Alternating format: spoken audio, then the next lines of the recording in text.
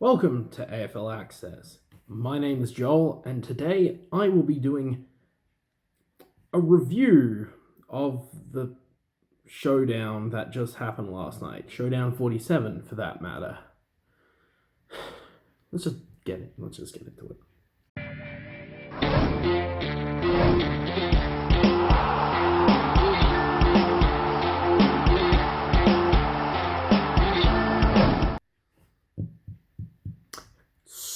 So, we'll just give a little bit of background going into the match, but yeah, we'll just do a little bit of background getting into the match, and then we'll get into it outright.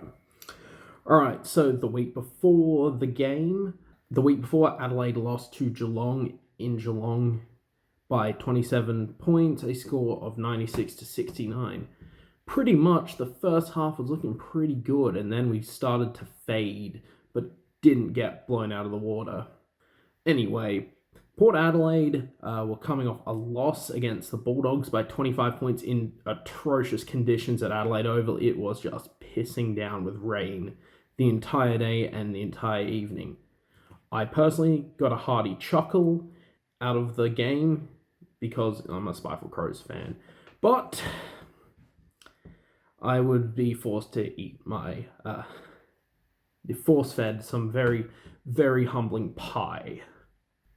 We'll look at the changes to the lineup going into the game. For the Crows, David McKay, Josh Jenkins, and Wayne Miller came in for Ben Davis, Harry Himmelberg, Elliot Himmelberg, and Bryce Gibbs. Don't ask me about the Bryce Gibbs situations. I have no idea. I think he should still be in the side.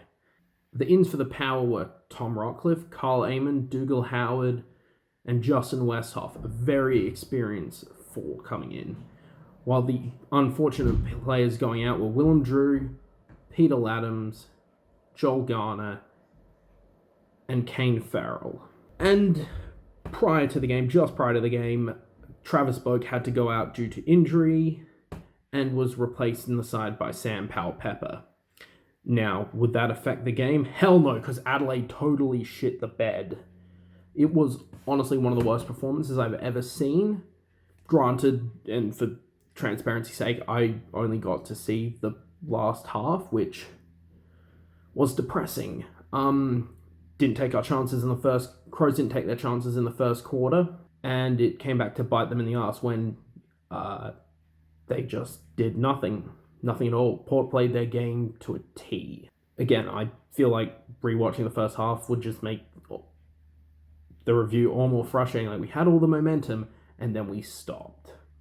Like against the Hawks, the Eagles, and some other teams. Point is, Adelaide played one of the worst halves of football that a team who is striving for a top 8 spot has played all season. So, where to begin? Port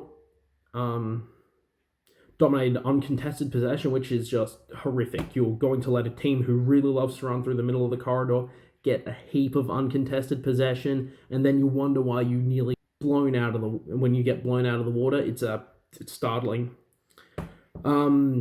Just Port played with a tenacity, pressure. They wanted it more.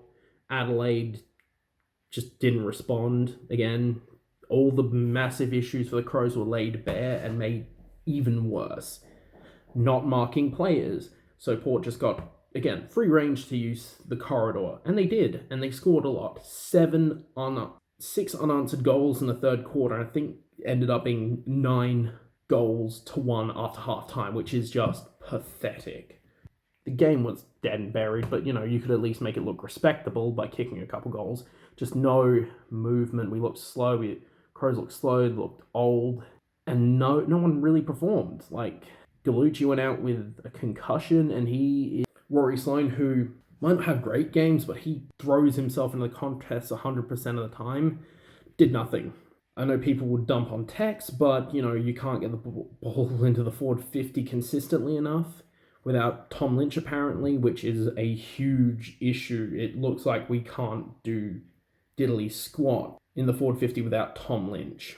I'm not saying Port didn't play well. They played excellently. I can't think of a player on their team that didn't have a brilliant game. Connor Rosie kicked a couple goals and just kind of our small defenders just got absolutely taken like a complete bath. Justin Westhoff again came back, towed us up. It was just Port's defense really didn't have to do much because Adelaide never really got a chance after halftime to get the ball, but even then they still just mopped up some lackluster entries in the forward 50, which has just been a staple of the Crows pretty much all year. The midfield was it was one-sided, totally one-sided. Robbie Gray wins his 5th Showdown medal, deservedly so, because just made a mockery of Adelaide's midfield. Tom Rockcliffe dominated. Scott Lysette dominated Riley O'Brien. I mean, Rob was okay, but just couldn't match Lysette's output. Is this a game that says more about Port or the Crows? I think it says a lot about both teams. Port, when they're on, and I think going into the last third of the season, they might be a real threat. I don't know if their Jekyll Hyde persona comes up and they get in by the skin of their teeth, but I'd put them high in the top 8, not top 4, but probably 5th or 6th at the end of the year. Crows, they have in theory an easy run home for the most part, except for games against Collingwood and the Eagles, and the Bulldogs are actually playing a lot better now. But the point is, the Crows have some very winnable games in the near future. If they want to make finals, they've got to win those. I think they need to drop players like Douglas, McKay, put the youngsters in because we looked slow, absolutely outmatched that entire last half. I think the Crows are really missing Cam Ellis-Yolman because he's a big body. He just moves people. He has good use of the ball. We really need Tom Lynch back in the side to even any half-decent entry into the forward 50.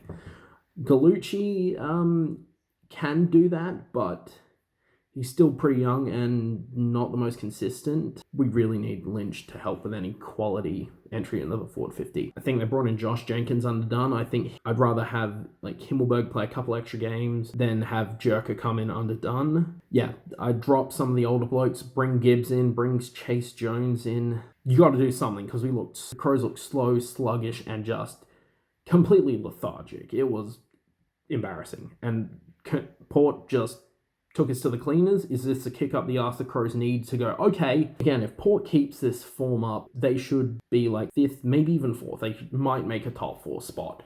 But this entire season feels like just a massive comedy of errors, like teams just tripping over themselves constantly. And honestly, it was laugh because I'm going to cry anyway. It's going to be interesting to see who makes top 8 because there are some teams that are just out, maybe a couple games back outside the 8, but they're really threatening. If you like this rambling, totally improvised video, please give it a thumbs up. Please give me some feedback in the comments below. If you need, I really appreciate it. I read the comments. Even though there aren't many, I do read the comments because I do want to know how people think that I'm doing and how I present it and the content of it. If you want to see more, one on the probably doubly disappointing review of the doubly disappointing derby, subscribe to AFL Access and ring the bell to stay notified of all new content. If you like chatting about football with just some good group of blokes, and to see me have like a mental and emotional breakdown via Discord, join our Discord server. Link will be in the description. That out of the way, this has been your AFL Access.